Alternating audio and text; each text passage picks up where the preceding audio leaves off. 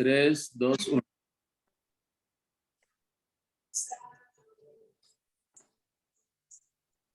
Adriana.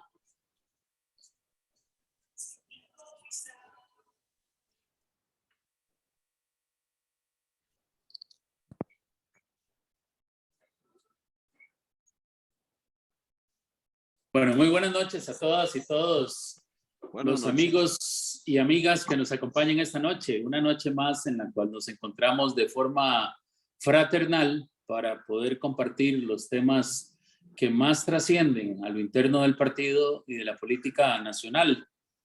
Hace unos días nos planteamos la posibilidad de poder tener un espacio abierto de participación de los candidatos o las candidatas. En ese momento no teníamos claro si iba a participar alguna compañera a la presidencia del Partido Liberación Nacional. Y el espacio era pertinente en tanto y cuanto tenemos para la próxima, este fin de semana entrante, la elección de las autoridades al Comité Ejecutivo. Y bueno, este foro se ha destacado por querer hacer partícipe a todas y todos los compañeros. Por favor, Víctor, nos apagás el micrófono. Este foro se ha caracterizado para ser partícipe a todas y todos los compañeros de la... Permítame un segundo. De los diferentes espacios de liderazgo del Partido Liberación Nacional para que puedan exponer sus ideas. Y nos es propio, entonces, dentro de esta participación que han tenido, abrir ese espacio para poder analizar la situación interna que vive nuestro partido, los temas de la relación partido, asamblea legislativa, fracción legislativa, los temas que coronan con una determinación de cuál puede ser el comportamiento del partido en el ámbito nacional, sobre todo en una situación como la que nosotros estamos observando, vive el país, que naufraga en una indeterminación, en decisiones ocurrentes, no hay una guía, no hay una luz, y todo esto pues requiere que los liberacionistas tengamos claro dentro de ese entorno las capacidades y los liderazgos que son propositivos dentro de nuestra organización y cómo ven y analizan estas situaciones. Este foro, pues ciertamente es un espacio que tendrá su divulgación después dentro de los diferentes redes sociales que nosotros participamos, y muy probablemente mañana muy temprano ya lo tendremos también en YouTube para poderlo hacer partícipe a toda la dirigencia, a la asamblea del partido, a fin de que también sean esas acciones valoradas. Así que hoy pues nos honra y nos engalanamos de tener al compañero Enio Rodríguez como candidato a la presidencia del Partido Liberación Nacional. El doctor Enio Rodríguez todos lo conocemos también por su destacada labor, tanto en las tareas intelectuales, académicas, profesionales, como en sus responsabilidades también dentro del Partido de Liberación Nacional, y ciertamente hace unos años como presidente del Colegio de Ciencias Económicas. Hay una parte importante dentro de este primer inicio del foro, y es cómo se ve el doctor Enio Rodríguez frente al Partido de Liberación Nacional. ¿Quién es Enio Rodríguez? Que esta es la parte quizás en la que nos podamos vincular dentro de su trayectoria, dentro de sus objetivos, en su razón familiar, en su razón universitaria, en el colegio que tiene la responsabilidad, con ese personaje como ser humano que hoy nos va a dialogar. Después de esa presentación que don Enio hará de sí mismo, pues entonces le escucharemos a partir de ello cuál es su propuesta como candidato a la presidencia del Partido de Liberación Nacional en torno a cómo reactivar el Partido de Liberación Nacional. Yo diría algunos temas fundamentales, como cuál debe ser la relación del partido en su estructura formal con la fracción legislativa. A veces todos pensamos que la fracción anda por un lado y el partido anda por otro. Bueno, cómo conjuntar responsablemente opiniones, cómo disertar en el tema del ámbito nacional, en uno de los temas que, dicho sea de paso, es característico de la formación intelectual del doctor Enio Rodríguez, que es el tema económico. Quizás nunca como antes, el problema más sensible del país tiene que ver con la situación agravante económica que tenemos y la falta de luz en ese aspecto. Así que bueno, Federico, si quiere, como ya hicimos este arranque, le damos el cierre a usted y le damos la palabra al doctor Enio Rodríguez para entrar ya en calor y iniciar este foro. Bienvenido, doctor. Nos alegra mucho tenerlo aquí presente a todos nosotros. Muchas gracias, Oscar, y muchas gracias al Foro 2022 por esta oportunidad de conversar con todos ustedes y agradecerles que sacaron este rato para que podamos dialogar un rato sobre temas de trascendencia, no solo para el partido. Y quiero empezar contando una anécdota. El sábado pasado estaba en una actividad del Club de Leones que cerró en el Colegio de Ciencias Económicas y estaba una periodista muy conocida y al final de la actividad se acercó a hablarme y me dijo, bueno, que le placía que yo estuviera aspirando a la presidencia del partido y me dijo, yo no soy liberacionista, nunca he sido, pero hoy Costa Rica necesita a Liberación Nacional. Y eso creo que es en gran parte mi motivación para postularme a la presidencia. Estaba con una vida tranquila, con mi familia. Ya los hijos se han ido de la casa. 3 viven en el extranjero, nieto y 1 de camino. La estoy pasando muy bien con Gloria porque se bajaron las responsabilidades. Y en medio de esa paz que había encontrado, pues tomé la decisión, no sin antes comentarlo con Gloria y Leo, que es el que está en Costa Rica y es con el que compartimos más, de lanzarme a esta aventura. Que amigos me dijeron, ¿para qué te vas a meter en esa quijotada? Y es que el partido tiene esa contradicción en la imagen popular. Por un lado, es el partido más fuerte, es probablemente el único partido serio de Costa Rica. Está el Frente Amplio, pero sin vocación de poder, más de secta que de poder. Y nosotros, y la Unidad Social Cristiana, ahí va dando tumbos, ahora definiéndose más claramente neoliberal con las nuevas autoridades. En ese entorno, Liberación Nacional es el único que tiene la capacidad de darle rumbo a Costa Rica. Es el único que tiene los equipos pensantes, experimentados. Es el único que sabe gobernar. Pero con las contradicciones internas que nos han venido golpeando, con una campaña de desprestigio sistemática de décadas. Y un día de estos entré a revisar La Nación en el periodo de José María Figueres como presidente y todas las primeras páginas eran para golpearlo. Esa campaña que ha sido sistemática en los medios tradicionales, hoy en las redes se ha multiplicado a niveles impresionantes, que llevamos a un nivel de desprestigio y de etiquetas, porque ahora es muy fácil descalificar e insultar, se nos dice corruptos y se acabó la discusión. No hay ningún planteamiento de fondo, no es necesario discutir ideas, son corruptos, cállense. Y bueno, eso yo lo experimento en las redes sociales cuando saco la bandera verde y blanco.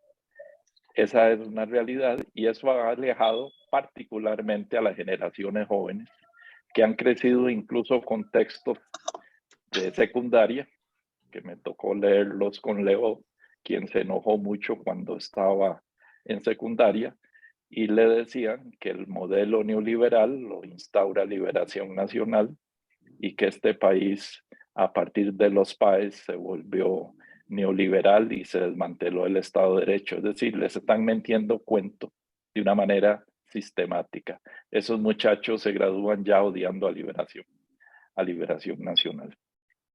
Bueno, ese es el entorno y esa es la realidad en la que estamos, por lo que necesitamos un replanteamiento serio, dar una imagen de una refundación del Partido Liberación Nacional, porque tiene que dar esa responsabilidad, tiene que ser capaz de dar esa cita con la historia.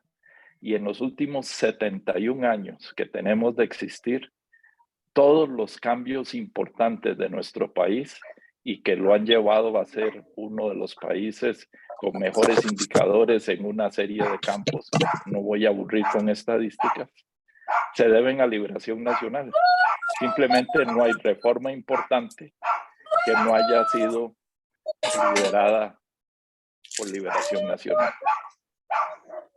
Y hoy el país está ayuno de dirección, está ayuno de claridad, están siendo amenazadas incluso, por lo menos ya de palabra, la democracia, libertades fundamentales también han sido atacadas.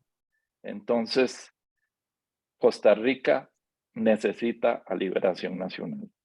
Y esa fue la consideración de meterme yo a este chicharrón, entrarle a esta tarea de replantearnos, de reformularnos, de reconquistar al pueblo costarricense, de volverlo a enamorar, de volverlo a convencer que tenemos las ideas, tenemos los programas, tenemos la gente y la capacidad para gobernar y nos merecemos gobernar.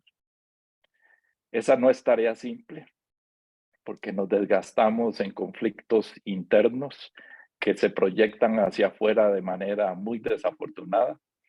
Liberación Nacional ha tenido una historia de que muchos de los conflictos internos se ventilan en los pleitos internos, se ventilan a través de la prensa y eso hace que aumente el desprestigio. Muchos malos hábitos tenemos que no vamos a cambiar de la noche a la mañana.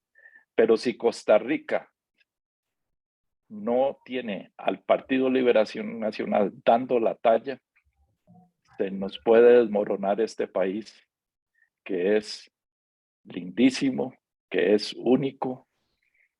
Por mi carrera profesional, yo pude haber terminado la vida en otros países. Como familia lo decidimos, queremos regresar a Costa Rica porque es un país especial, es un país único, un país al que nos sentimos comprometidos, un país con el que queremos regresar parte de lo que nos dio. Y regresamos a Costa Rica. Y hoy, pues estoy dando el paso al frente, consciente de la gravedad de la situación del país y de la gravedad de la situación interna de Liberación y de la magnitud de la tarea que no la puede hacer Enio Rodríguez, de eso estoy absoluta y totalmente consciente. Tiene que ser que Liberación Nacional decida cambiar y decida dar el paso al frente y decida transformarse a sí mismo para poder ser la respuesta al país.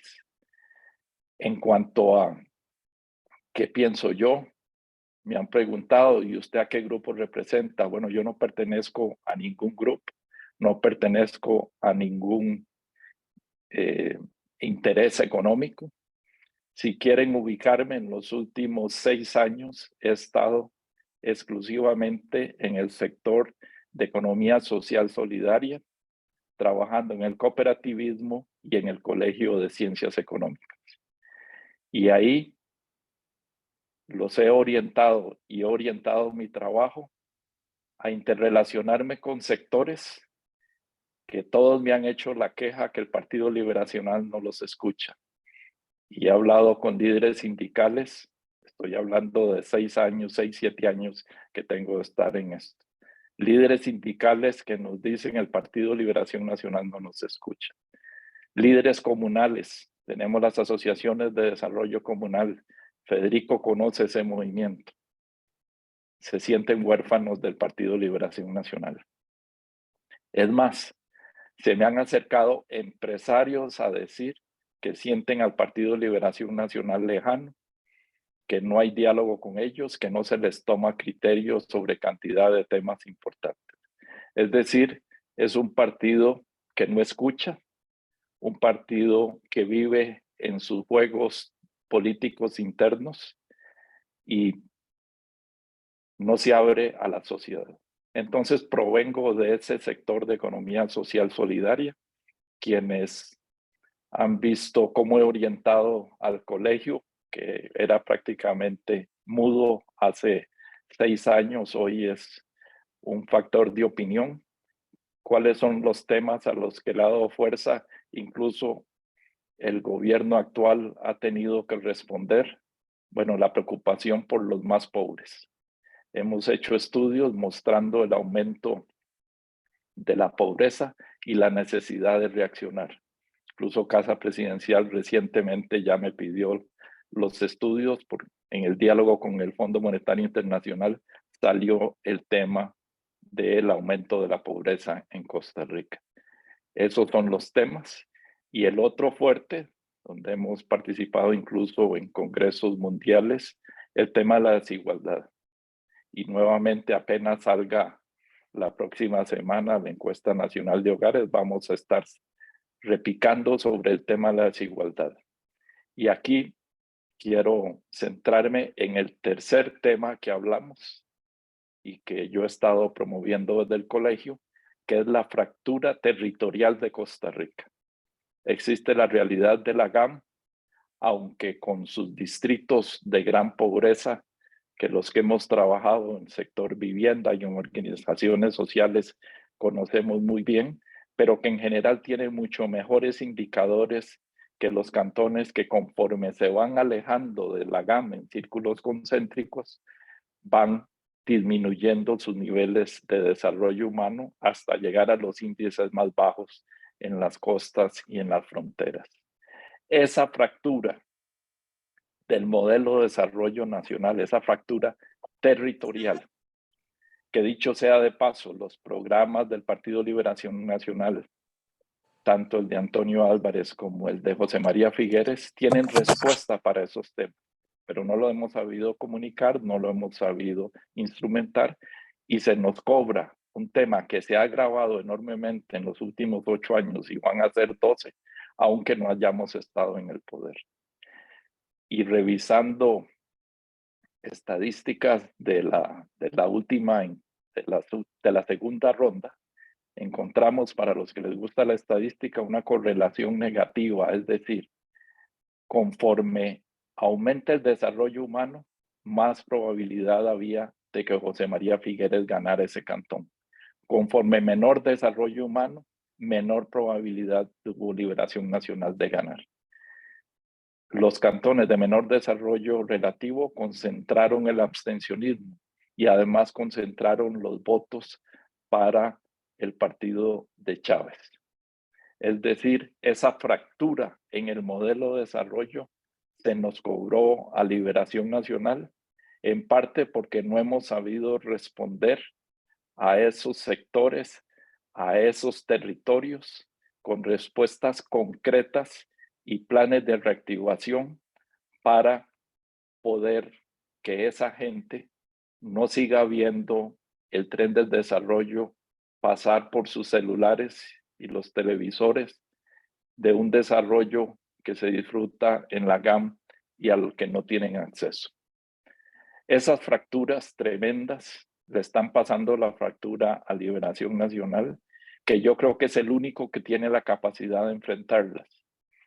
Tenemos una brecha educativa pavorosa, en donde siguen abandonando la secundaria, más del 40% de los muchachos sin concluir los estudios. Y eso significa que esos muchachos, junto con todos los que en las generaciones anteriores lo han hecho, se quedan sin acceso a los mercados formales de trabajo. Se quedan sin acceso a tener seguridad social. Van condenados al sector informal. Y tenemos esa dualidad vista desde otro perspectiva no ya territorial, sino de los mercados laborales, del mundo formal, en donde existen las leyes laborales, existe la seguridad social, y el mundo informal, donde no hay pensión, donde no hay salarios mínimos, y ahí estamos hablando de más del 40% de la población. Y eso en gran parte se explica por el desastre educativo que tenemos. Entonces sí, tenemos una sociedad en crisis. Veámoslo desde el indicador, ya aquí tomé dos, el territorial y el educativo, que está fracturada. Y el mensaje es, tenemos que tener una Costa Rica donde los beneficios del desarrollo económico se distribuyen uniformemente. Al lado de lo que estoy diciendo, no es sorprendente entonces que la distribución del ingreso se ha venido deteriorando en Costa Rica. Hay una gama pujante, hay un grupo de la población que está en ese sector de economía moderna y un grupo que está en el sector de economía tradicional que está viendo pasar el tren de lejos. Y eso en el tema económico lo podría desarrollar mucho más porque tienen dinámicas de productividad y de aumento de la producción absolutamente impensables. Menciono un dato, me gustan los datos para hablar un poco de realidades. Costa Rica está creciendo a una tasa muy buena para el entorno internacional. Va a crecer este año probablemente incluso más de lo que anunció el Banco Central. Puede llegar a 3.4%. ¿Pero qué explica ese crecimiento? Bueno, al mes de septiembre, el crecimiento de las zonas francas es 11%, mientras que el de la construcción es menos 13%. El de la agricultura es menos 3.7%. ¿Dónde está el trabajo para las personas de menor calificación? En agricultura y en construcción. Esos sectores no tienen dinamismo o el dinamismo es inverso, están decreciendo. Mientras otra parte de la economía sigue bollante. Turismo afortunadamente se recuperó. Pero donde lo veamos, el modelo de desarrollo está crujiendo, no está jalando a toda la sociedad, y cuando una parte de la sociedad se queda atrás, como está ocurriendo en Costa Rica, con ese deterioro del ingreso, como está ocurriendo, con esos niveles de pobreza que estamos alcanzando, pues es una receta para soluciones populistas. Y lo estamos viendo y lo estamos pagando. ¿Qué ocurrió en la segunda ronda? Bueno, una crítica sin fundamento, pero con palabras fuertes contra todo lo que sonara al establishment, al orden establecido, arrancaba los aplausos de ese segmento de la población que no se está beneficiando del desarrollo. O sea, tenemos las condiciones y el caldo de cultivo para que soluciones populistas se asienten. ¿Y cuáles son las recetas? Hay un artículo ahí que ha circulado mucho, que habla de la posverdad y la polarización. ¿Qué es lo que está usando este gobierno? Polarización. Saca temas que polarizan. Por ejemplo, el Banco de Costa Rica es hoy uno de esos temas, que además de una estrategia y una visión económica que el PLN no comparte, es una estrategia política de polarización, porque eso permite entonces enemistar a un grupo de la sociedad con otro. Están el caldo de cultivo del populismo es el descontento, y el descontento se aumenta mediante la polarización y el manejo de la posverdad para dar interpretaciones fáciles pero falsas a problemas complejos y de esa manera engañar a la población. Bueno, la amenaza del populismo la tenemos. Creo que el resultado de la última elección fue claramente ese resultado. Y agrego, todavía más preocupante para mostrar, como dirían los sociólogos, la anomia social, es el tremendo incremento en el abstencionismo y votos nulos y votos en blanco en esos cantones de menor desarrollo relativo. Entonces tenemos un deterioro social, un deterioro económico que ya se está expresando como deterioro político. Esa es la tarea que tiene que enfrentar Liberación Nacional. Esa es la batalla de comunicación en lo político, enfrentarse con el populismo, con la posverdad, con los troles pagados y comunicar una estrategia coherente, una estrategia país, un proyecto que involucre a todos y que tenga soluciones creíbles, sobre todo para los más necesitados. Nuestra ideología es muy clara, es el bienestar de la mayoría, es la lucha contra la pobreza, es la defensa de la democracia y las libertades. Esos son los pilares de nuestro pensamiento. Esos pilares no tienen que cambiar, son inmutables, pero las políticas para resolver los problemas de un momento dado en la historia, pues son distintas y tienen que pensarse con gran creatividad, porque no es solo la realidad política interna la que está cambiando, sino un entorno internacional con una revolución industrial que es la más profunda de la historia de la humanidad. Y a mí me gusta citar un ejemplo, Adam Smith, uno de los economistas más brillantes en la historia de la humanidad y que probablemente pueda ser el padre de la economía, pidió la revolución industrial y eran tan lentos los cambios que estaban ocurriendo que él nunca habló del tema, o no lo percibió o no le pareció importante. Hoy, ¿quién no está consciente de la revolución que estamos viviendo? Y eso está redefiniendo las posibilidades de trabajo, las posibilidades de desarrollo, quiénes se pueden insertar, porque a nivel global está ocurriendo una polarización como la que está ocurriendo en Costa Rica. Se ve en Estados Unidos, se ve en Francia, se ve en Italia, se ve en Inglaterra, y eso ha diezmado electoralmente, y no quiero entrar porque estos ya son temas que requieren mucha más reflexión, ha diezmado, con la excepción de España ahora, ha diezmado a la socialdemocracia que no ha tenido las respuestas para ese entorno internacional. Entonces, un entorno internacional que nos redefine posibilidades, amenazas y consecuencias para el desarrollo nacional, que tiene sus propios lastres y sus propias limitantes que corresponden solo a nuestro país. Ese es el caldo de cultivo complejo donde Liberación Nacional tiene que sentarse y dar respuestas creíbles y saberlas comunicar y recuperar esas, abrirle las puertas a todos esos sectores que hoy se sienten que Liberación los ha olvidado. Creo que me he extendido mucho porque estos son temas como para dar cursos, pero me apasionan y por eso pues quiero trabajarlos de la mano de los liberacionistas, escuchar y oír. Para eso tengo muchos años de experiencia. El plan de gobierno de Antonio que me tocó dirigir, 1,700 personas.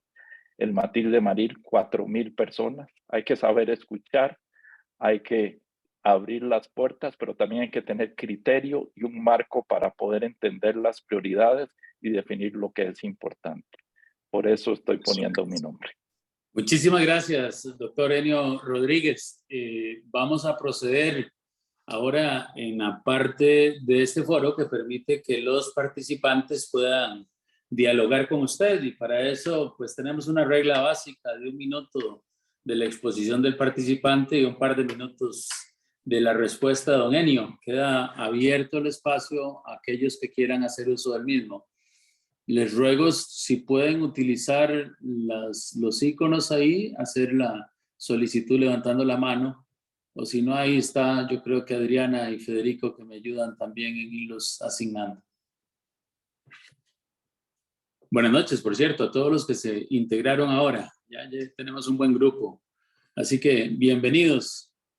Bueno, veo que ahorita no hay manos levantadas. Yo quisiera hacerle una pregunta, Benio. Han entrado dentro de estos procesos electorales es muy común que se extienda un poco a aquellos que sienten la necesidad de hacer prevalecer sus ideas no de las mejores formas. Y entonces algunos han dicho que el doctor Enio Rodríguez no es un candidato del socialdemocracia liberacionista, y que el doctor Enio Rodríguez pertenece a otros sectores y lo han tratado de vincular en otras áreas. Don Enio, para mí sobra la pregunta, pero yo le hago la pregunta. Usted es socialdemócrata. ¿Por qué es Enio Rodríguez socialdemócrata y cómo podemos convencernos los liberacionistas que estamos en una pelea entre compañeros y compañeras socialdemócratas?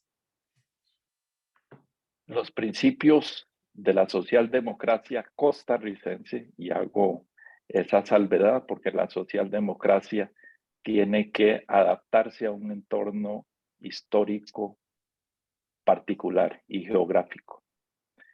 Está muy bien definida. Son el bienestar del mayor número, la lucha contra la pobreza, la defensa de la libertad y la defensa de la democracia. Ese ha sido el norte de mi quehacer político. Se puede revisar en las actividades que me ha tocado coordinar, congresos, planes de gobierno. Quien conoce mi literatura, he escrito 9 libros a la fecha, más de 50 artículos sobre temas del desarrollo, y la preocupación es cómo expresar esos principios en un momento de la historia. Tuve la fortuna de poder discutir estos temas tanto con don Pepe como con Daniel Oduber y más extensamente con don Luis Alberto Monge, para tratar de entender qué era lo que ellos entendían por socialdemocracia. Y no voy a entrar a detallar lo que de suyo podría ser incluso un artículo o un trabajo más largo de cómo ellos entendieron los principios socialdemócratas en los particulares entornos en que les tocó vivir. Y menciono una conversación con don Luis, como le decía yo, siempre le dije así. Me decía, le digo yo, y la socialdemocracia, don Luis, provocándolo un día que estábamos almorzando. Y la socialdemocracia, don Luis, y me dice, a mí me influyó un pensador latinoamericano, Raúl Haya de la Torre, para los que no lo conozcan, un peruano, fundador del APRA de Perú. Fue exilado y se vino a Costa Rica y le tocó a Liberación Nacional abrirle las puertas y se hospedó en la Catalina, en una de aquellas cabinas míticas que mi generación todavía disfrutó y conoció. Don Luis en esa época también vivía en una de esas cabinas. Era muy lindo visitarlo en esas cabinas. Ahí estoy hablando yo más joven. Esta otra conversación fue más reciente y me dijo, Raúl Haya de la Torre no quería que el APRA se vinculara con la Internacional Socialista. Y le digo, yo me consta. Fue Alan García quien solicitó la admisión en la Internacional Socialista. Incluso en Perú se realizó el Congreso de la Internacional en el 88, si mal no recuerdo, donde entra el APRA, fue el anfitrión, y ahí entra el APRA ya a la Internacional Socialista. Me dijo, mientras vivió Raúl Haya de la Torre, no se adhirieron a la Internacional. Y la razón es, me dijo don Luis, no porque algunos de los valores progresistas que compartimos, sino porque la realidad europea es distinta de la realidad de América Latina. Los desafíos del desarrollo son distintos. Y ahí entramos en un diálogo muy interesante, donde le comentaba yo, bueno, es que el socialismo democrático en Europa nace en países que ya eran industrializados, ya eran desarrollados. El tema eran las conquistas de las clases trabajadoras. En América Latina tenemos un problema que no se plantearon los europeos, que es cómo dar el salto al desarrollo. Y con esto quiero decir que sí, socialdemócrata, pero socialdemócrata costarricense en la tradición de liberación nacional, que significa pensar bajo esos principios y con una orientación clara de centro izquierda, cómo resolver los temas de desarrollo y otros rezagos que tenemos. Y eso es una problemática particular que tenemos que dar la respuesta nosotros. Por eso me considero socialdemócrata, pero socialdemócrata liberacionista obligado a dar respuestas particulares a nuestra situación histórica. Muchas gracias, don Enio. Adriana nos va a leer algunas de las preguntas que están en el chat. Por favor, Adriana. Qué pena que estoy con la nieta. Oscar, dame un segundo. Qué vergüenza, qué pena. Bueno, permítanme hacer las preguntas. Pregunta Marco Tulio Sandí. De llegar usted a la presidencia, ¿se dedicaría durante su periodo de 4 años a reorganizar y fortalecer nuestro partido a tiempo completo sin aspirar a puestos de elección popular?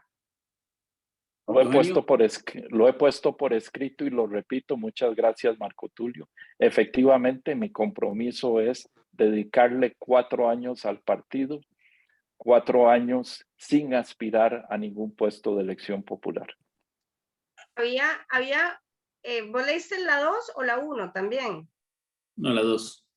Ok, la 1 dice, también de Marco Tulio, dice, partiendo de que el centrismo ideológico no existe, de llegar a la presidencia de nuestro partido, ¿hacia dónde orientaría usted sus acciones y al partido? ¿Hacia el centro izquierda o hacia el centro derecha? Centro izquierda. Sí, bueno, muchísimas gracias. A ver, más participantes que quieran hacer alguna pregunta. Si no, me voy con otra. Preguntas, Oscar, si me permitís. Adelante, Federico.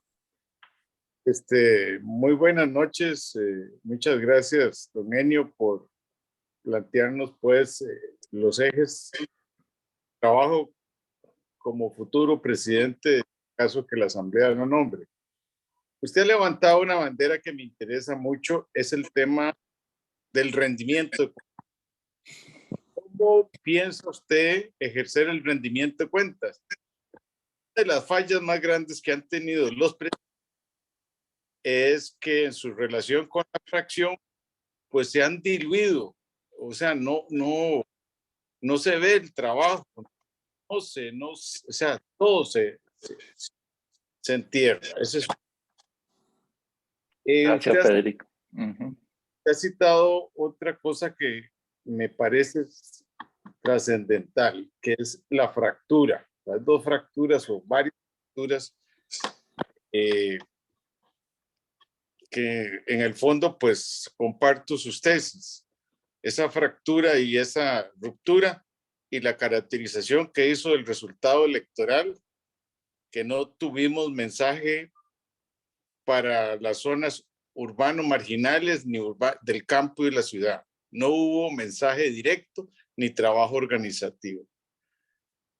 ¿Ha pensado usted cómo vincular el partido a algunas luchas sociales? Porque un partido que no da luchas sociales, siento que está como aislado, ¿verdad?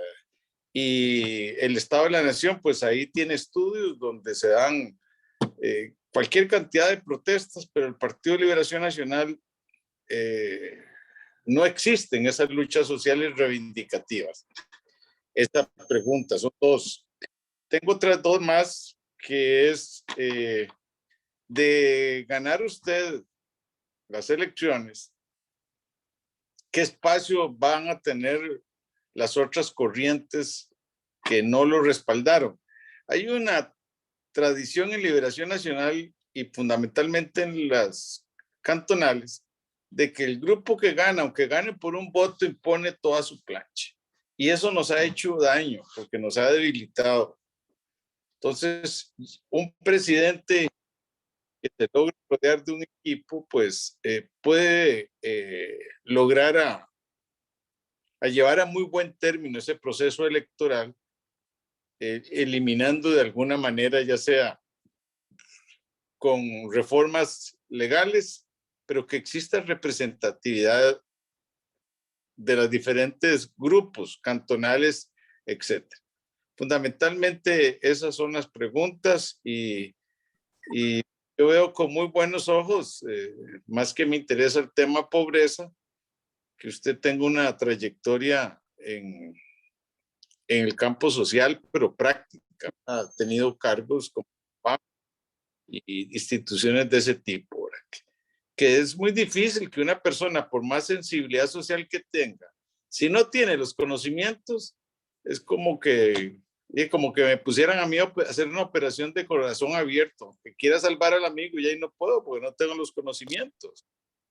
Y eso es lo mínimo que debe tener una persona. Muy buenas noches. Gracias, Federico. Cuando yo iniciaba mi trabajo profesional, estaba en el ICE, en un área de mucho futuro, porque era la vinculación entre las tecnologías de información incipientes y los temas financieros y de proyección y de construcción de modelos. Tema en el que aparentemente tenía habilidad y futuro, y así me lo hicieron saber. Y en eso, en la administración Oduber, y ahí fue cuando conocí a Federico, ya más de cerca, en la administración Oduber, el conflicto social era el conflicto agrario, en parte porque era la Costa Rica rural, en parte porque la izquierda estaba muy influida por la Revolución Cubana, y entonces se planteaba que la revolución venía por el campo. Y Oduber decidió entrarle en serio al tema, el presidente Oduber. Y tuve una llamada de don José Manuel Salazar Navarrete, que me ofreció venirme al ITCO. Federico y Rodolfo Navas y mucha otra gente estaba en departamento de capacitación. Yo entré al de planificación y no dudé en dar el salto. Pasar del mundo técnico, abstracto, financiero, si se quiere, elegante y de buen futuro, al tema de los conflictos agrarios. Y le entramos en serio y nos enfrentamos, y no voy a gastar más tiempo sobre las aventuras con grupos armados, incluso que me tocó vivir y que muchos vivimos. Pero yo nunca he dudado en estar del lado social. También preferí, teniendo la opción de un puesto muy bien pagado al que había renunciado y que me lo volvieron a ofrecer con tal de quedarme en el Bambi por el tema de vivienda. Yo estoy de ese lado, Federico. A mí los temas sociales son los que me motivan en el tema del desarrollo, no la elegancia de los grandes modelos macroeconómicos que los tengo que manejar porque es importante para la discusión económica porque tiene consecuencias sociales al final, pero me apasiona el tema de las luchas sociales y por ahí decidí empezar la respuesta a tus preguntas, porque el PLN tiene que abrirse y tiene que recuperar esos vínculos que ha tenido y que hoy se nos han ido debilitando.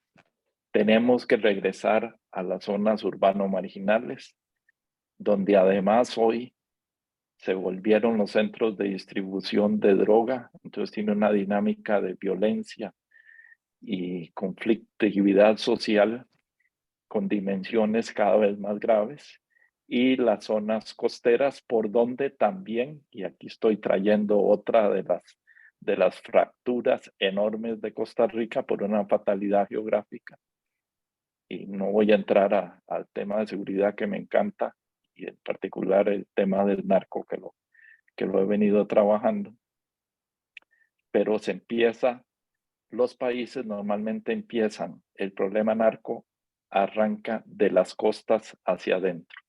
Entonces nosotros tenemos las zonas más vulnerables socialmente siendo penetradas por el narco.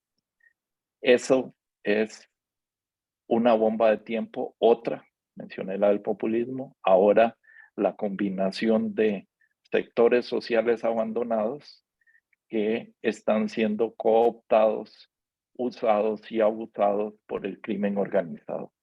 Ahí tenemos que tener estrategias como partido, tenemos que estar de cerca, tenemos que trabajar con los líderes, tenemos que involucrarnos.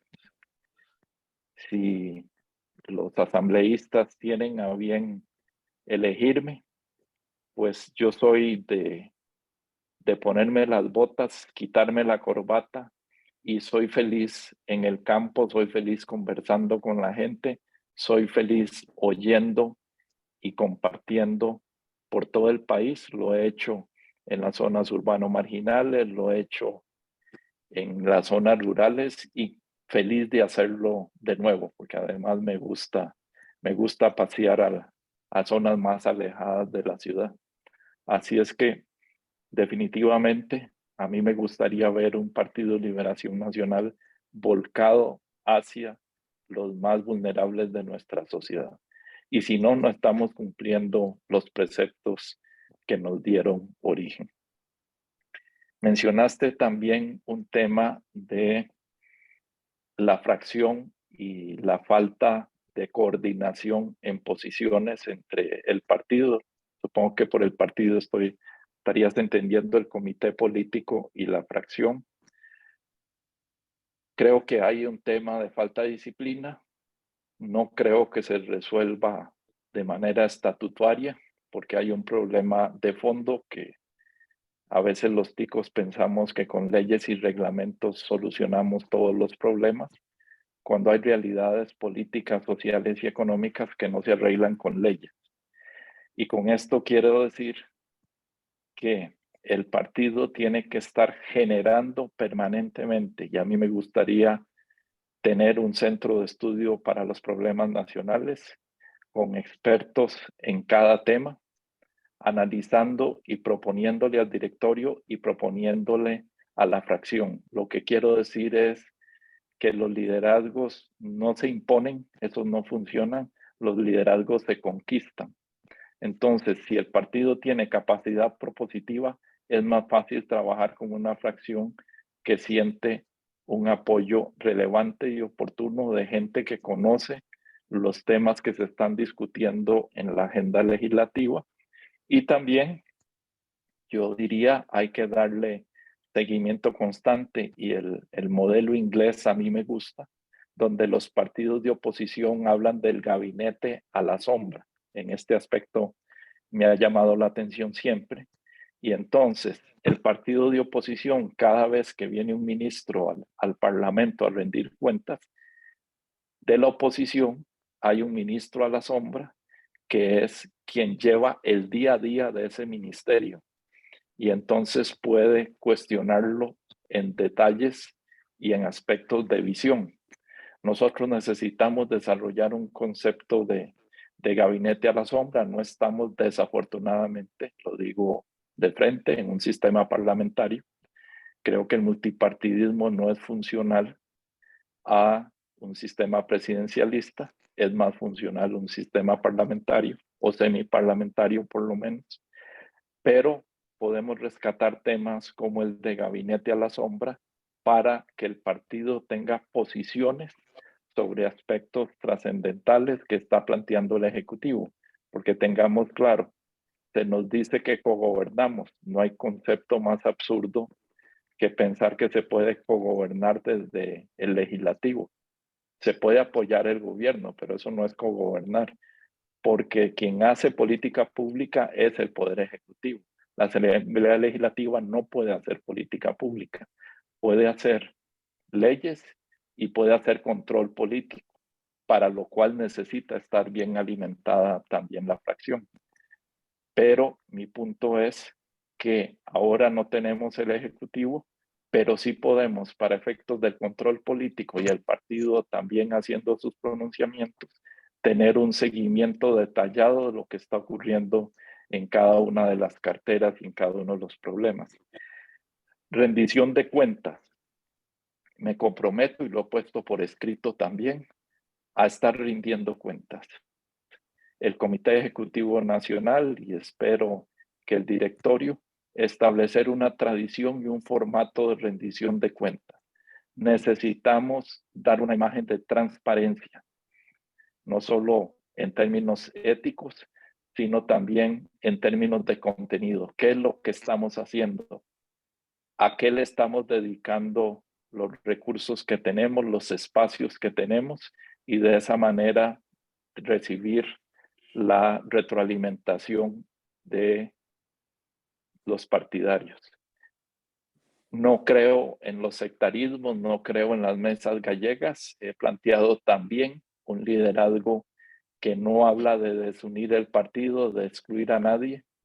Yo creo en la democracia firmemente y no creo que la democracia se fundamente en la exclusión, sino que se fundamenta en la inclusión y en la discusión de ideas y posiciones. Nunca le he tenido miedo a discutir ideas, posiciones y políticas.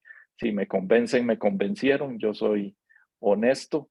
Si siento que no me convencieron, pues no me convencieron. Podemos seguir discutiendo y empujando cosas, pero no es excluyendo personas, excluyendo liderazgos, excluyendo grupos como yo quisiera que el partido funcione, sino un partido donde no tiene miedo a debatir, donde no tiene miedo a enfrentarse en el terreno de las ideas y donde, esa es la parte más compleja pero más importante, se trabaje, y ese sería, creo yo, un papel del Comité Ejecutivo Superior, se trabaje en construir los espacios comunes, no en separar grupos, en aislar, sino precisamente en unir. Así es que es una respuesta de unión y no de exclusión. Vamos a darle la palabra a Jesús, que levantó la mano, y luego leemos una pregunta. Doña Katia Brenes en el chat, le damos la palabra a doña Isabel y seguimos con varias preguntas del chat. Gracias, Adriana. Bueno, muchas gracias por don Enio, ¿verdad? Y eso último me llama mucho la atención de la parte de unión. Y cómo desde, y la pregunta puntual sería esta, cómo desde el comité ejecutivo se puede abordar el tema, yo lo llamaría así como madurez política, en el sentido de que, digamos, enfrentamos una convención y cómo llamar a todo ese liberacionismo, decir de que ya la convención terminó, que lo que ya es una batalla que tenemos que trabajar todas las estructuras juntas del partido, en el sentido de que, digamos, después de una convención hay apellidos, hay papeletas, entonces a la hora de enfrentar un trabajo en equipo, pues resentidos no lo hacen, y los que asumen el trabajo en las elecciones es duro, máxime que, digamos, en esta de una ronda y otra ronda, desde 2 rondas fue bastante agotador. Mucho gusto, Eugenio, perdón, mi nombre es Jesús López Kim. Bueno, actualmente soy el presidente del comité político en Quepos, y seguro nos vamos a ver en Asamblea General, porque estoy como candidato.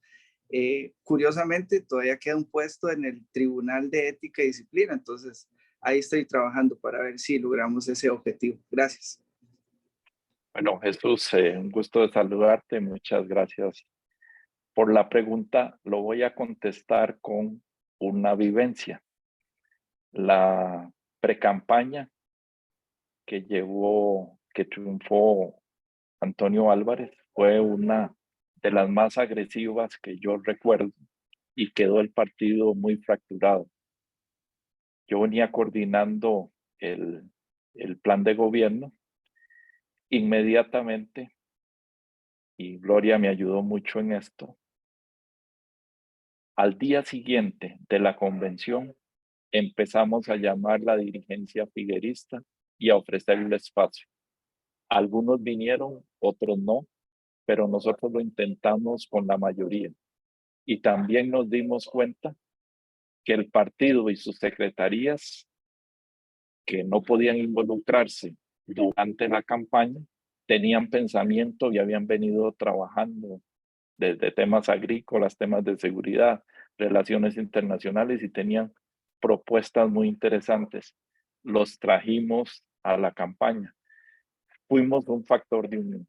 Creo yo que el comité ejecutivo tiene que jugar ese papel y tiene que ayudar luego de una convención a aglutinar el partido nuevamente para que podamos salir adelante en las elecciones. El comité ejecutivo tiene que ser muy cuidadoso de mantener durante la pre-campaña una equidistancia de las tendencias que se presenten y poder tener entonces el derecho moral, la estatura para poder llamar a todo el partido a la unión en torno al candidato que la convención haya decidido.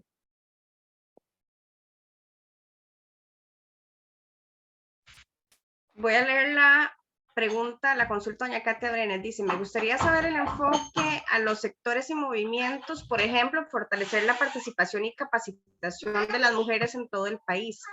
Por otro lado, ¿cuál será su hoja de ruta con respecto a la fracción? Bueno, eso yo creo que ya lo habíamos ya en algún momento, pero si lo quiero volver a tocar, don Enio. A la fracción y las posiciones de esta en temas trascendentales país en la Asamblea Legislativa. Buenas noches, doña Katia Brenes. Bueno, muchas gracias. Dentro de las fracturas que tiene nuestro país es la fractura de género. El país tiene una deuda con las mujeres y no voy a entrar a dar datos, tasas de participación, desempleo, etcétera, lo refleja, y se requieren políticas públicas para ir cerrando esas brechas de género. Y también dentro del partido para abrir espacios para las mujeres, también para los jóvenes.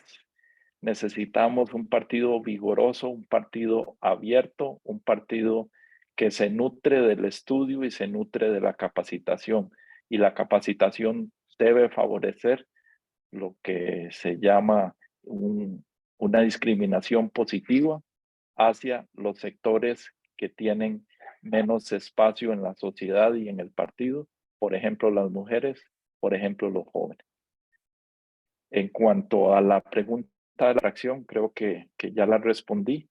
El liderazgo tiene que ganarse, pero creo que si uno se pone desde el punto de vista de la fracción, también la fracción puede preguntarse, bueno, ¿qué es lo que tenemos que seguirle al partido si el partido no nos da orientaciones claras?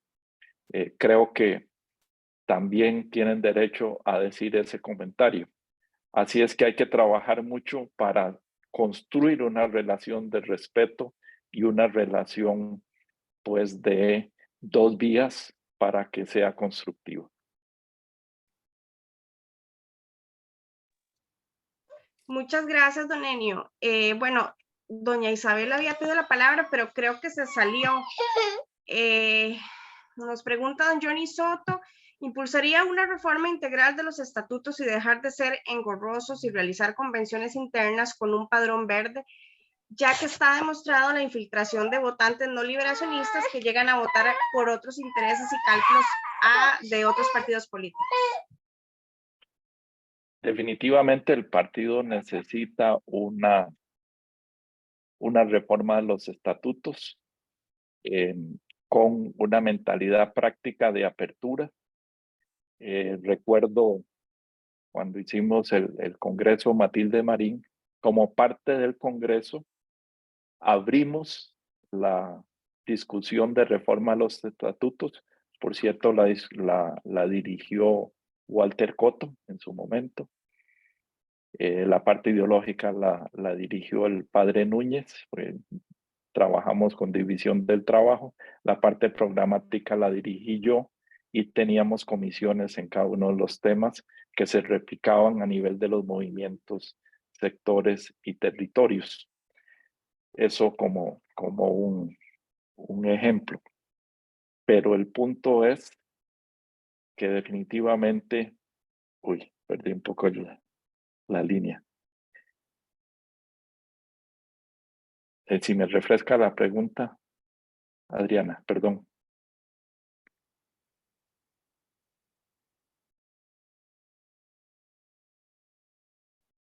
Oscar, si me ayudas. Está sin sonido. Perdón, sí, le estaba repitiendo la pregunta. Don Enio dice, Johnny Soto. Johnny, ya. Perdón, sí. Ujú. Sí, Ok, adelante. si usted La impulsaría convención, una reforma a los estatutos que fuera menos engorrosa y realizar convenciones internas con un padrón verde, ya que está demostrado la infiltración de votantes no liberacionistas que llegan a votar por otros intereses y cálculos de los partidos políticos. La anécdota que conté era para decir que definitivamente creo que conviene una reforma estatutaria donde tenemos que plantearnos temas como el que está planteando Johnny. No quiero adelantar criterio, pero sí me encantaría que se discuta una convención cerrada que lo haría, pues, no tener parte de los vicios que tienen ahora las convenciones nuestras que se convierten en eventos nacionales con mucha infiltración de gente que no es liberacionista, pero no quiero anticipar criterio, pero sí me gustaría que sea uno de los temas de discusión. Gracias, don Enio. Antes de darle la palabra a doña Isabel Chamorro, tenemos una pregunta de Alan Benavides también dentro del chat que dice, ¿cuál sería su método para empoderar a líderes dentro del partido con un perfil de logros prácticos demostrados, con sentido social y contrarrestar los movimientos de personas con ansia de poder? Bueno, los partidos políticos combinan ambas cosas. Quien está en un partido político normalmente aspira a posiciones de poder y eso es parte del juego. El tema es cómo también empoderar y abrir espacios de discusión y pensamiento para que surjan nuevos líderes. Por eso es muy importante montar un Congreso Nacional que no sea un Congreso de cúpula, sino como fue el Matilde Marín, un Congreso que se habla a los sectores, a los movimientos, a los territorios, y de esa manera fomentar nuevas participaciones y nuevos liderazgos que después pueden ir posicionándose en distintos elementos. Entonces, mi respuesta sería abrir espacios de participación ahí en el centro de estudios para que se vayan dando a conocer nuevos liderazgos y fomentar dentro del partido una cultura de competencia por capacidad positiva, por capacidad organizativa, además de otras artes que en política siempre van a estar, pero que no pueden ser el único determinante de los resultados. Muchísimas gracias, don Enio. Le damos la palabra a doña Isabel Chamorro, que ya se conectó de nuevo.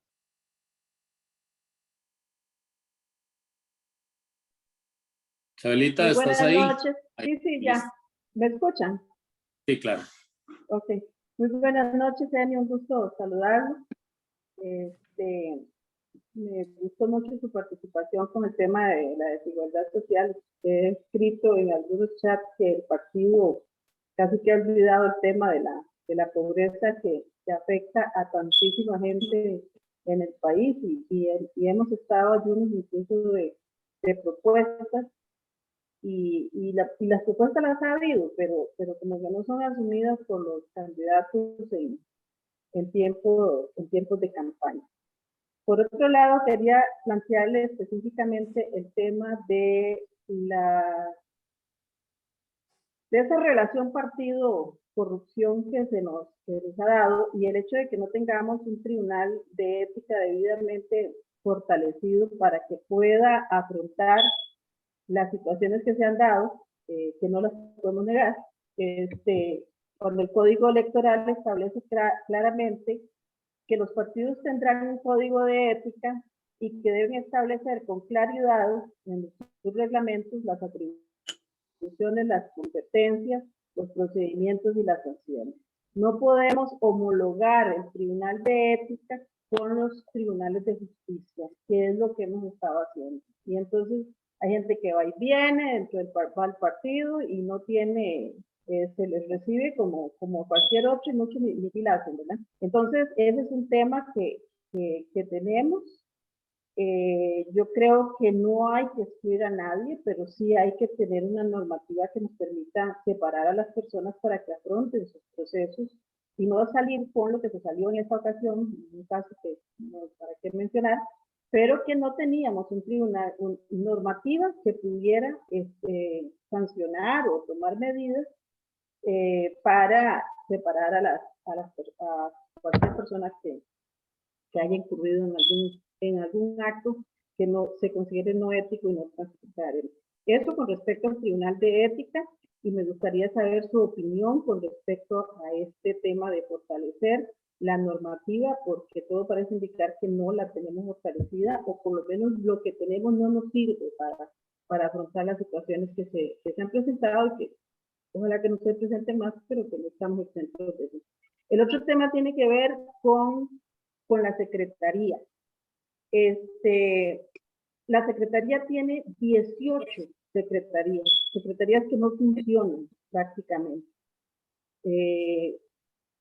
Y lo digo porque yo incluso estuve en una de organización nacional que nunca fue convocada. Y después de un año mandé una nota al directorio mandando a pedir información sobre el tema, informándoles. Ahí me contestaron algo, pero de ahí no pasó nada. Y dije que iba a renunciar a la comisión que nunca había estado, porque por responsabilidad lo hacía, porque después de un año me lucía ser irresponsable continuar en una organización, en esa comisión. Y finalmente el otro tema tiene que ver con la transparencia y rendición de cuentas que se está hablando. Quienes hemos contribuido al partido, nunca sabemos en este partido, ni siquiera tenemos un boletín de informe, aunque sea trimestral o anual, y eso no puede ser. Se limitan a entregarle cuentas al Tribunal Supremo de Elecciones, y si salimos bien es un perfecto informe financiero del partido. Pero ¿qué pasa? Nadie sabe absolutamente nada cómo se invierten los recursos, y yo creo que en eso debe haber mayor transparencia y una rendición de cuentas. Y si ni siquiera la tenemos, quienes hemos contribuido, mucho menos lo tienen otras personas, ¿verdad? Entonces yo creo que ahí hay una falla significativa, y quisiera saber cuál es su opinión o qué plantearía en ese sentido. En el tema de ética, muchas gracias Isabel por las preguntas muy buenas. El tema de ética y transparencia es uno de los talones de Aquiles de la imagen del partido. Y digo de la imagen porque si se nos compara con cualquier otro partido, somos el único que tenemos, y en alguna medida funcionan. Y entonces en términos comparativos, pues estamos mejor que los demás, lo cual es, pues puede ser también un consuelo limitado porque falta mucho que hacer. Ahora bien, quiero ser muy claro, el presidente no debe ser un inquisidor, ni es el responsable de juzgar ni de imponer sanciones. Yo sería muy respetuoso de los órganos que tenemos, lo que le corresponde al Tribunal de Ética y al Tribunal de Alzada, ellos lo deben atender, y en particular, si es necesaria una reforma de esta normativa, trabajemos en la reforma. En eso yo lo apoyaría completamente, pero entendiendo la separación de poderes y competencias dentro del partido, y teniendo mucho cuidado de algo que me preocupa, y es que las redes sociales y los medios, en cualquier caso, particularmente si está vinculado a un liberacionista, lo juzgan y condenan en cuestión de días, violando todos los derechos de la persona, el principio de inocencia, debido proceso, y pretenden que el partido reaccione en consonancia con ese juicio mediático. Entonces también tenemos que tener cuidado de respetar los principios constitucionales dentro del partido. Entonces sí, una normativa más clara que pueda agregar o dilucidar más allá de lo legal, para que pueda tener criterios éticos que generen sanciones adicionales a consideraciones legales. En ese principio estoy de acuerdo, con mucho cuidado, eso sí, pero tenemos que trabajar y tenemos que cambiar la imagen del partido en cuanto al tratamiento de la ética, lo cual se vincula con el tema de transparencia, rendición de cuentas. Espero promover y trabajar de cerca con el comité ejecutivo y el directorio político para que juntos definamos los criterios de periodicidad y qué es lo que deben contener esos informes. A mí me gustaría informes contables, pero también de ejecución presupuestaria y de actividades. Todos esos temas me gustaría que definamos el formato, la periodicidad y que desarrollemos la disciplina de rendición de cuentas. Las Gracias. secretarías, Perdón. Sí. muy rápidamente, las secretarías y dentro del respeto de competencias están bajo la égida del secretario general, pero sí promovería que en el directorio discutamos cuántas deben ser la funcionalidad y criterios prácticos. Muchas gracias, Isabel. Muchas gracias, Domenio. Vamos a pasar a darle la palabra a dos compañeros que la están pidiendo y concluimos con dos preguntas que tenemos en el chat. A continuación, Federico Ruiz y después don Manuel Barrantes. Bienvenido, Federico. Muchas gracias, Oscar. Muy buenas noches y un saludo a don Enio.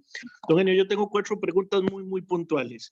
La primera, ¿cuál es la principal reforma que usted promovería al estatuto? La segunda, en cuanto a las relaciones internacionales del partido, ¿usted considera que Liberación debe seguir siendo miembro de la Internacional Socialista o adherirse a la alianza progresista que creó el Partido Socialdemócrata Alemán? La tercera, ¿apoyaría usted de cara a las elecciones municipales que en algunos cantones el Partido Liberación Nacional vaya en coalición con otros partidos? Y la última, y en esto, don Enio, sí quiero decirle que la respuesta que le acaba de dar a doña Isabel, pues me deja un poquito preocupado, porque usted como presidente del partido eventualmente no puede sustraerse de las discusiones sobre la ética de los militantes. Aunque haya un tribunal de ética que le corresponda eventualmente juzgar, hay casos como los que se han demostrado que requieren de la máxima autoridad del partido un liderazgo. Y en ese sentido, yo quisiera preguntarle si siendo usted presidente del partido y en ese liderazgo público que le corresponde, ¿le pediría usted a los miembros de la Asamblea Nacional cuestionados por el caso Diamante que se retiren hasta tanto su situación jurídica no se aclare? Esas serían. Gracias. Gracias, Federico. Empecemos con el tema del estatuto. No quiero adelantar criterio, quiero ver porque hay posiciones contrapuestas y no me corresponde a estas alturas estar promoviendo una u otra de esas posiciones. Quiero ver una discusión sana, abierta y que sea la Asamblea Nacional la que tome la decisión. A ellos les compete. Sin siquiera haber llegado al partido, decir quiero esta reforma estatutaria me parece imprudente. Quiero escuchar posiciones, quiero escuchar a las distintas voces del partido y a partir de ahí llevarlo a la Asamblea Nacional, que es quien tiene que decidir, y desde luego yo estaré tomando posiciones cuando corresponda y se me consulta, pero no estaría tomando el liderazgo a estas alturas sobre una u otra reforma estatutaria. Con la Internacional Socialista y la Alianza Progresista, creo que debemos seguir en la Internacional Socialista. Vamos a ver con el liderazgo de España para ver si pues revive y coge fuerza la Internacional Socialista. España está peleando la presidencia, es el único partido socialdemócrata en el poder. Y con la Alianza Progresista, que es muy reciente y no sabemos exactamente qué clase de organización va a ser.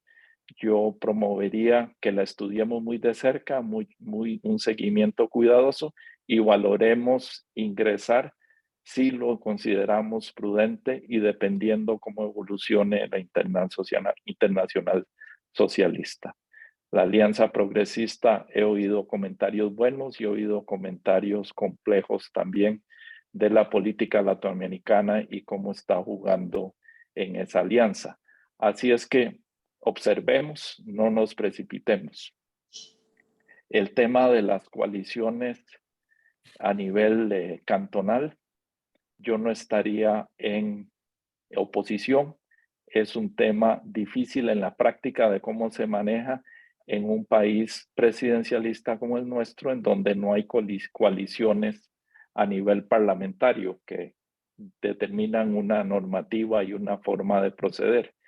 Entonces es un tema que tendría sus complejidades, pero que las realidades políticas del multipartidismo puede ser que nos terminen obligando a analizarlas con toda la propiedad. Así es que abierto a la discusión. El tema de la ética, vuelvo a insistir, el presidente, salvo en situaciones absolutamente extraordinarias, no es el gran inquisidor, no es el que señala, no es el que expulsa. Cuando hay temas judicializados, hay que tener mucho respeto, hay que tener mucho cuidado y hay que dar el derecho. No podemos ir, los paramos ahí. Perdón, ya, don Enio. Johnny, por favor, si apaga el micrófono. Seguimos, por favor. Bueno, tener mucho respeto, mucho cuidado. Repito, la figura de un presidente inquisidor no va conmigo. Es una figura de respeto y de análisis y respetando los derechos, particularmente del debido proceso y del principio de inocencia. Muchísimas gracias, don Enio. Seguimos con don Manuel Barrantes y después continuamos con algunas preguntas que tenemos en el chat. Don Manuel, bienvenido. Don Manuel, ¿está por ahí? Bueno, don José León de Santi hace una pregunta, permítanme. Dice don José León. Hola. Ah, perdón, don Manuel, sí. Perdón, adelante. Oscar. Muchísimas gracias. En primer lugar, Oscar, muy gentil de tu parte y de todas las compañeras del chat. La verdad es que empiezo por agradecerles a ustedes en todo lo que vale la oportunidad de deleitarnos, porque ha sido un deleite escuchar a don Enio. Yo, francamente,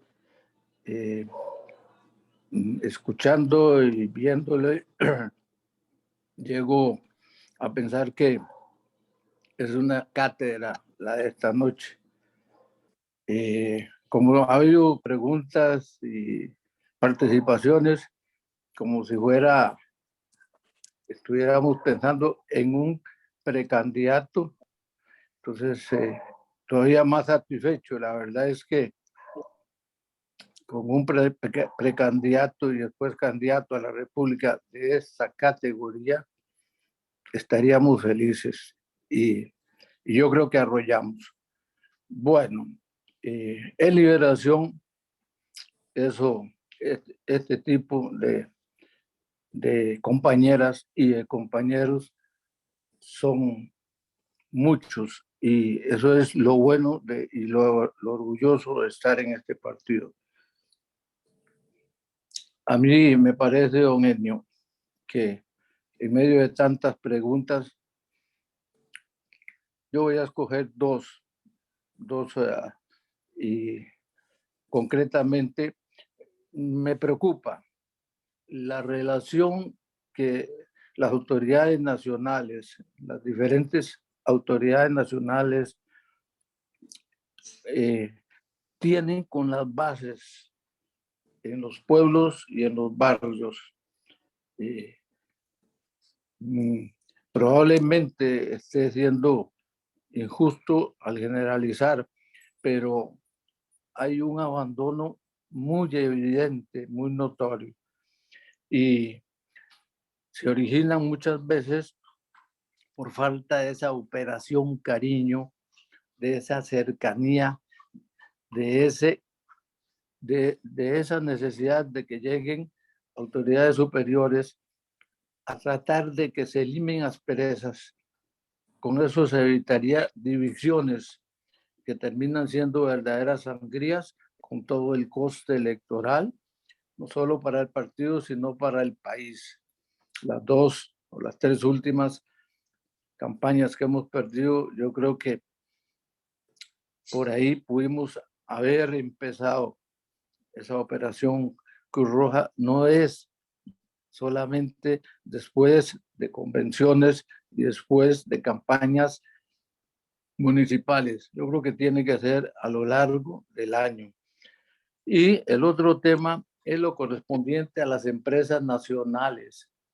Yo sé que es un poco incómodo, pero bueno, a mí me gustaría conocer un poquito de su pensamiento. Ya sabemos que es un partido, no es un dictador, pero concretamente el caso de Fanal. Yo cuando fui diputado me tocó una campaña durísima, durísima, que no viene al caso ahora de entrar en detalles, y sí puedo decir que yo paré el proyecto de venta de Fanal con todo lo que ello significó negativo para mí, el coste que me correspondió. Pero bueno, viendo lo que pasó ahora de cara al COVID-19, me convencí una vez más de que tenía razón. El tema de Fanal es un tema de salud pública. Hay un interés vital para la sociedad costarricense. No es cosa de una fábrica de guaro, es una fábrica de alcoholes. Entonces, se sataniza muy fácil al decir que la gente se le está emborrachando de parte del Estado. Eso es mentira. Y además, una mentira con una buena dosis de alevosía, porque eso tiene otros tintes también. Pero termino aquí. Viendo las verdaderas estampillas, y perdón por el uso del término, la angustia de la gente en las filas, yo que soy de Grecia, las filas enormes de gente buscando alcohol, ahí se da uno cuenta que efectivamente, eso no puede estar en manos de particulares, tiene que estar en manos del Estado. Y que el Estado, lejos de dejar que camine a como se quiera y poco más, el Estado efectivamente esté muy pendiente de que camine como debe de ser, como Dios manda, y que cumpla el cometido, sobre todo del tema de salud y de salud pública. Muchísimas gracias y de nuevo felicitaciones al grupo en general y a don Elio también en particular. Chao. Adelante, don Elio. Gracias. Gracias, don Manuel. Muy interesantes sus comentarios. Primero, estoy de acuerdo, el partido tiene y se vincula con una pregunta que hizo Federico, tiene que vincularse con los movimientos sociales, abrir las puertas, sindicatos en el balcón, movimientos comunales y el balcón afuera, es decir, las autoridades del partido también en la calle. Eso es necesario, tenemos que reconquistar las bases que perdimos entre los más necesitados. Sería una inconsistencia fundamental el tener una ideología que se coloca del lado de los más necesitados y haber perdido esa base política. Tenemos que reconquistarla o si no, estamos dejando que la esencia del partido se nos vaya entre los dedos y se nos vuelva un partido urbano y urbano de los barrios no marginales. Ese es el riesgo que tenemos y hay que enfrentarlo políticamente saliendo de la casa, saliendo del balcón, saliendo las autoridades a sus comunidades a trabajar o a sus sectores. El tema de las privatizaciones que este gobierno está poniendo nuevamente de moda tienen, además del elemento ideológico de disminuir el Estado, tienen un efecto polarizante y a veces yo pienso que podría ser la razón fundamental del presidente para polarizar y entonces poder jugar con esa polarización, generar descontento y manipular. Así es que Liberación Nacional tiene que tener un doble análisis, el económico-político, del papel del Estado y el de no caer en los juegos del presidente de polarizar y embarcarnos en aventuras privatizadoras. Bajo este gobierno, en absoluto debiéramos permitir que se avance en esa dirección. Muchísimas gracias. Continuamos entonces con el chat, Adriana.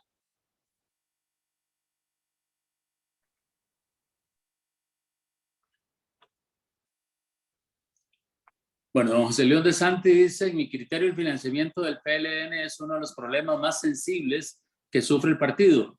Muchos hemos intentado que ese financiamiento quede en manos del propio pueblo liberacionista sin lograrlo. Y en consecuencia queda en las manos de grandes capitalistas que no lo hacen por amor al partido, sino más bien aplican aquello de que paga la música, manda el baile. ¿Qué opina usted?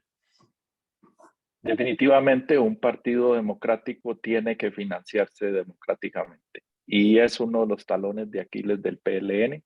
No estoy contra nadie, no estoy persiguiendo a nadie, ni creo que debamos ser tampoco desagradecidos, pero si no tenemos una base democrática de financiamiento, pues el partido va a ser más vulnerable y sobre todo no vamos a desarrollar disciplina partidaria.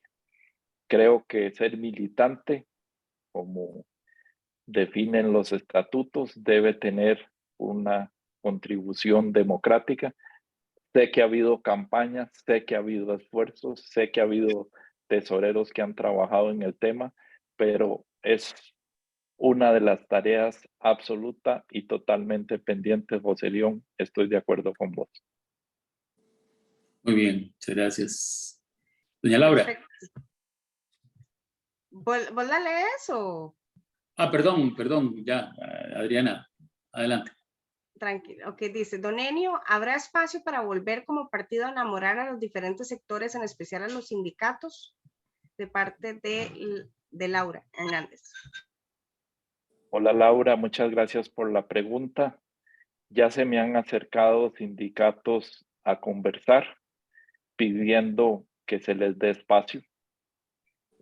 Hace pues unos años todavía me tocó vivir cuando la Rerum Novarum era liberacionista y el padre Núñez era un dirigente respetado, Luis Alberto Monge era querido por los sindicatos y hoy tenemos la situación que tenemos. Así es que tenemos que trabajar de la mano de los sindicatos, puertas abiertas.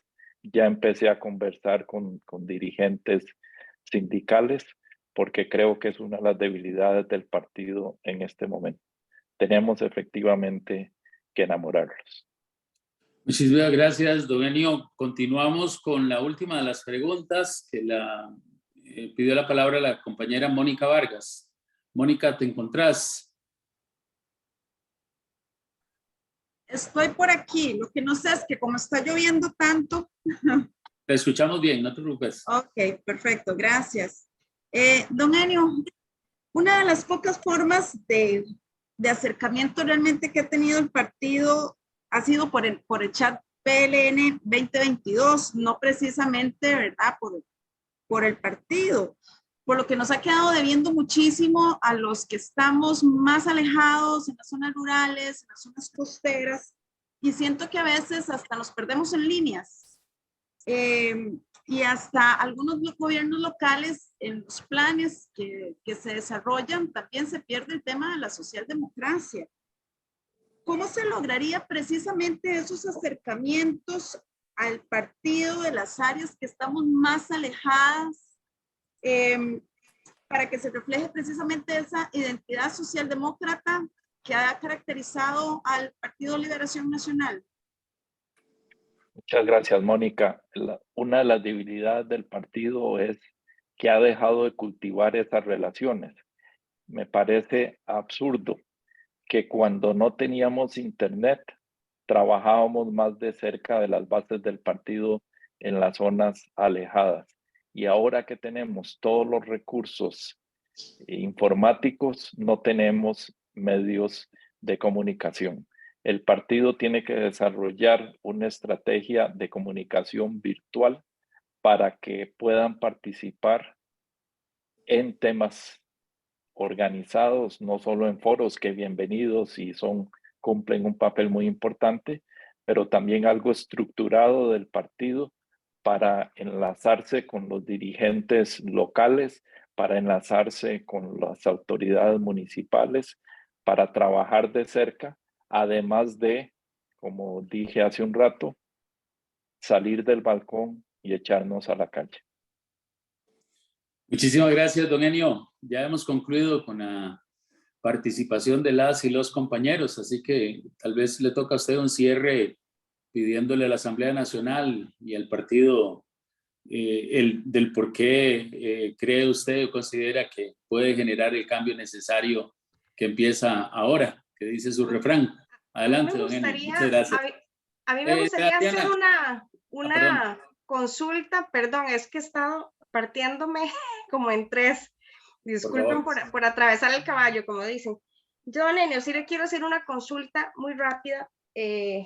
Vivimos una campaña un poco rara, extraña, con muchas cosas que sucedieron a lo interno del partido. Eso creó y ocasionó divisiones. Me parece que en las últimas campañas el candidato como tal que asume esa presidencia del partido no le da ese espacio para trabajar al comité ejecutivo. Y tengo que decir que yo lo viví en las últimas prácticamente campañas. No se le da ese espacio, se crean estructuras paralelas.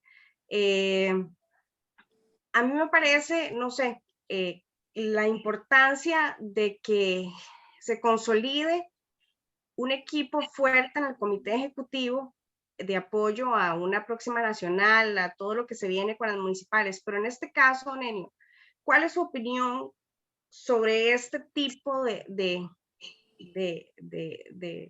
actividades que prácticamente pareciera que se han acostumbrado a hacer en las campañas, hacer a un lado al directorio, al comité ejecutivo, a las estructuras paralelas? ¿Cómo cree usted que se puede hacer un contrapeso en ese caso para no estar ocasionando tantas divisiones? Sí, muchas gracias, Adriana.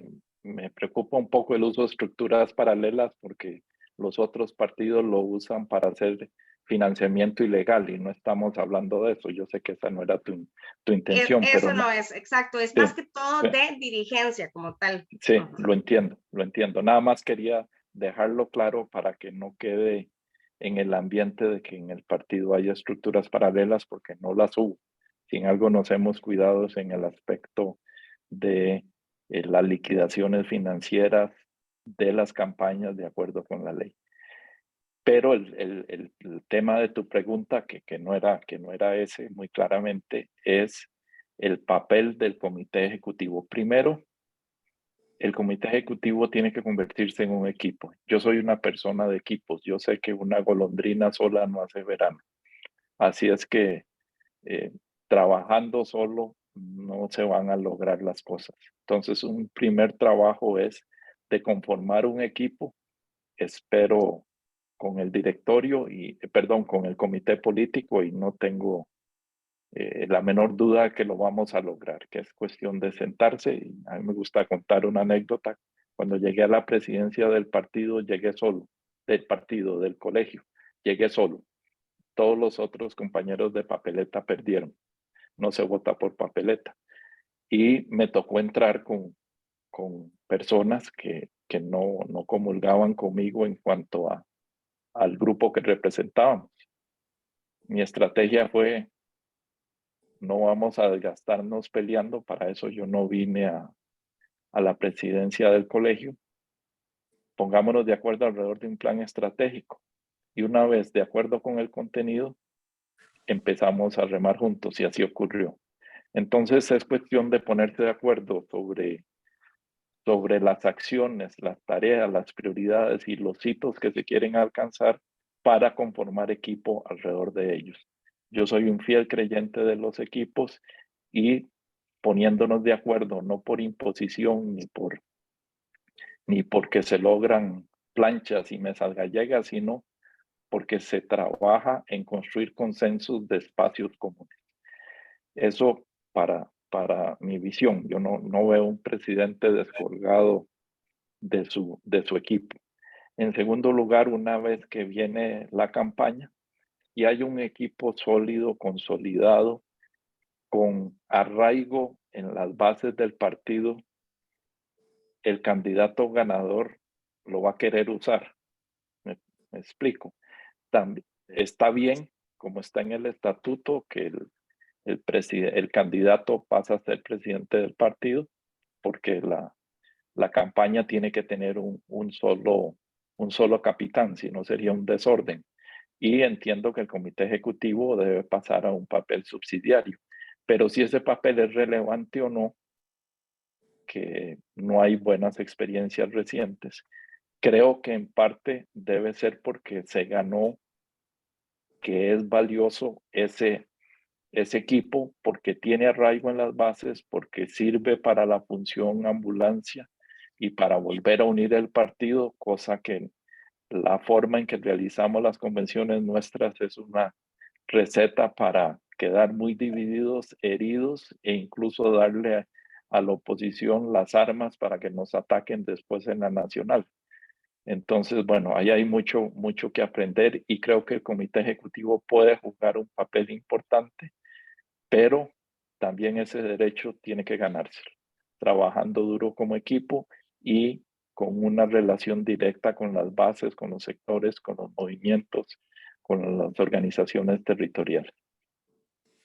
Muchas gracias, don Enio. Le toca a usted hacer el cierre y pedirnos el respaldo y el voto a su candidatura, a todos los miembros de la Asamblea Nacional del partido. Bueno, muchas gracias a ustedes por tenerme la paciencia de hablar de estos temas que a mí me apasionan en lo personal y a los que pretendo dedicarle, si la Asamblea Nacional lo tiene a bien, los próximos 4 años de mi vida. Creo que tengo la experiencia, los conocimientos y el liderazgo probado para acometer una tarea tan difícil como la que tenemos al frente. Y no me hago ilusiones. Es un trabajo duro que si no lo tomamos como partido, y con esto quiero decir que no es una tarea mía, la mía es un poco guiar, orientar, atraer, pero si no lo acometemos como partido entre todos, no lo vamos a lograr. Entonces yo lo que hago es una invitación a que consideren mi nombre, porque lo que ofrezco es darles a los liberacionistas la opción de que nos transformemos, nos reinventemos, porque como me dijo la periodista, Costa Rica necesita a Liberación Nacional. Y si le fallamos, sería la primera vez en la historia que Liberación Nacional no acude a su cita, que no acude al país a decirle aquí está, estas son nuestras soluciones y para lograrlo tenemos que ganar las elecciones. Y eso solo se logra reinventándonos, solo se logra con una campaña de imagen que se fundamente en hechos reales. Las campañas de mercadeo no pueden ser imaginarias porque terminan cayéndose. Los cursos de mercadeo le enseñan a uno que tienen que tener una base de seriedad, de solidez, de principio, que es lo que se comunica. Entonces, como presidente del partido, lo que yo haría es una invitación a los liberacionistas a que nos unamos y nos unamos alrededor de planteamientos, alrededor de la responsabilidad histórica y que sabemos que tenemos diferencias y ambiciones y liderazgos que quieren consolidarse. Todo eso es inherente a los partidos políticos y no podemos pretender que no están ocurriendo, pero que eso no signifique que cerremos espacios. Todo lo contrario, tenemos que abrir espacios, tenemos que promover la participación, tenemos que promover el amor a la bandera verde y blanco y convencidos de que es el único partido que puede sacar a Costa Rica adelante.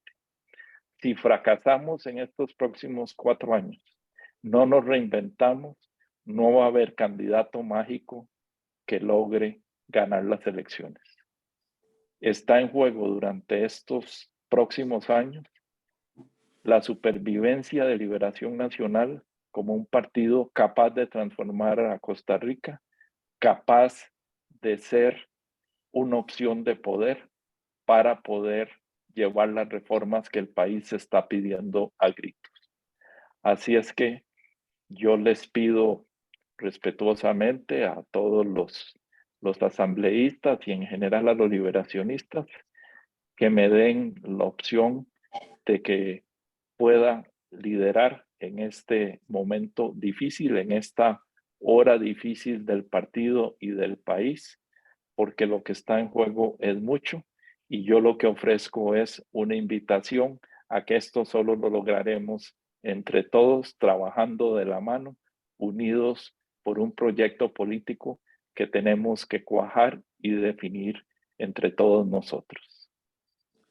Muchísimas gracias, don Enio, y amigas y amigos. Creo que hemos pasado una velada desde el calor de nuestros hogares o de las oficinas de un gran contenido. Yo me siento muy emocionado saber que Liberación Nacional cuenta con personas como Enio Rodríguez aspirando a la presidencia del partido. Creo que tenemos 3 compañeros muy estimables. Me parece que Liberación tiene las opciones necesarias para poder escoger la hoja de ruta adecuada. Y hoy hemos incursionado un poco en todos los temas con las respuestas que Enio nos ha permitido ofrecernos y que sin duda alguna demuestran que su capacidad es latente, no solo en el tema intelectual, sino partidario, socialdemócrata, y eso nos debe llenar de inspiración para la aventura de poder otra vez soñar en grande, soñar en un partido en el cual nos permitimos tener la capacidad de visualizar la patria que hace muchos años nos dio las razones por las cuales se constituyó Liberación Nacional. Y bueno, yo quiero agradecerle, Enio, esta oportunidad porque ha sido realmente valiosa su participación y pedirle a la Asamblea que también considere, ahora que pongamos también en las redes sociales esta participación suya, cada uno de los extremos de lo que usted nos ha ofrecido a los liberacionistas para poder reconstruir esa fe que a veces se siente un poco marchita por las situaciones que se han venido generando, pero que no cabe ninguna duda que es un tema de capacidades frente a todo esto. Quiero también manifestar que hoy ha fallecido don Fernando Salazar Navarrete, fue el primer presidente de la Juventud Liberacionista, exdiputado, exdiplomático.